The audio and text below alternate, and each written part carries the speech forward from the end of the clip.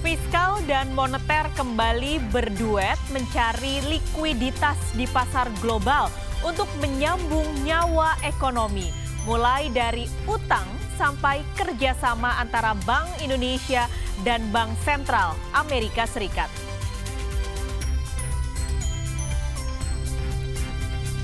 Pembatasan sosial berskala besar atau PSBB di ibu kota akan dilaksanakan akhir pekan ini. Ruang gerak ojek online pun dipersempit.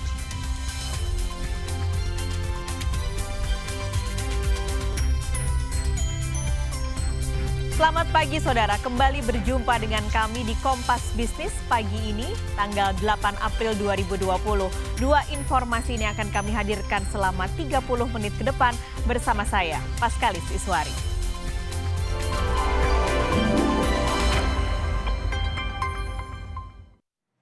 Pemerintah dan Bank Indonesia bertumpu pada pembiayaan dan dana global untuk menyambung nyawa ekonomi akibat pandemi COVID-19. Kementerian Keuangan merilis surat utang global senilai 4,3 miliar dolar Amerika Serikat, sementara Bank Indonesia mendapat komitmen bantuan dengan nilai 60 miliar dolar dari Bank Sentral Amerika Serikat alias The Fed.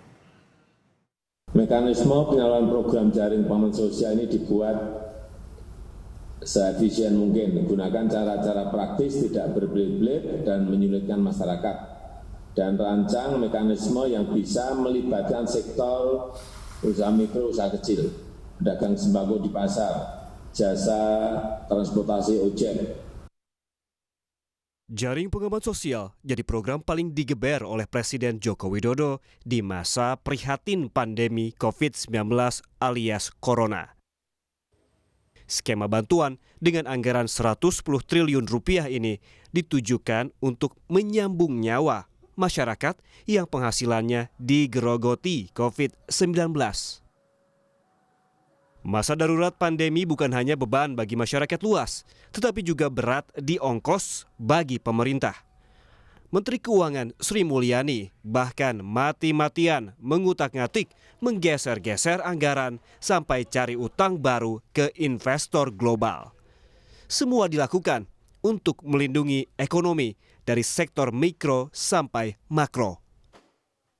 Pekan ini, pemerintah menjual surat utang berbentuk falas senilai 4,3 miliar dolar Amerika Serikat. Tenor paling singkat adalah 10,5 tahun dan yang paling panjang untuk pertama kali adalah 50 tahun. Dari kondisi market yang kita amati terus, maka strategi kita untuk melakukan pembiayaan akan bersifat sangat dinamis. Kita menerapkan prinsip-prinsip pertama, kehati-hatian. Dalam hal kita tetap mencari segala sumber yang paling kecil risiko dan biayanya. Kedua, kita juga, jadi kehati-hatian itu atau prudent. Yang kedua, kita juga sangat opportunistic dan fleksibel. Dalam artian, di dalam sentimen market yang kadang-kadang sangat buruk, tapi kadang-kadang muncul adanya opportunity atau kesempatan dengan berita yang positif, dan kita lihat appetite atau keinginan investor menunjukkan pemulihan, maka kita menggunakan kesempatan tersebut. Baik dari sisi timingnya, terutama untuk yang global bond, karena yang regular domestic bonds kita sudah punya regular issuance setiap Selasa. Tak hanya fiskal yang diamankan, dari sisi moneter, Bank Indonesia mencapai kesepakatan dengan Bank Sentral Amerika Serikat alias The Fed dengan skema Repurchase Agreement alias repo senilai 60 miliar dolar Amerika Serikat. Bank Indonesia tetap berkomitmen selalu berada di pasar untuk menstabilkan nilai tukar rupiah kita kalau diperlukan untuk melakukan intervensi baik spot, DNDF maupun pembelian SPN dari pasar sekunder. Kami terus akan mengajak para pelaku pasar dari perbankan, para eksportir, mari kita stabilkan nilai tukar rupiah kita ini, dan insya Allah dengan langkah bersama ini nilai tukar akan terus bergerak stabil dan cenderung menguat, dan insya Allah di akhir tahun ini bisa menguat ke arah Rp15.000 per dolar. Bauran utang dengan dana global menjadi tumpuan untuk memompa likuiditas yang terancam makin seret.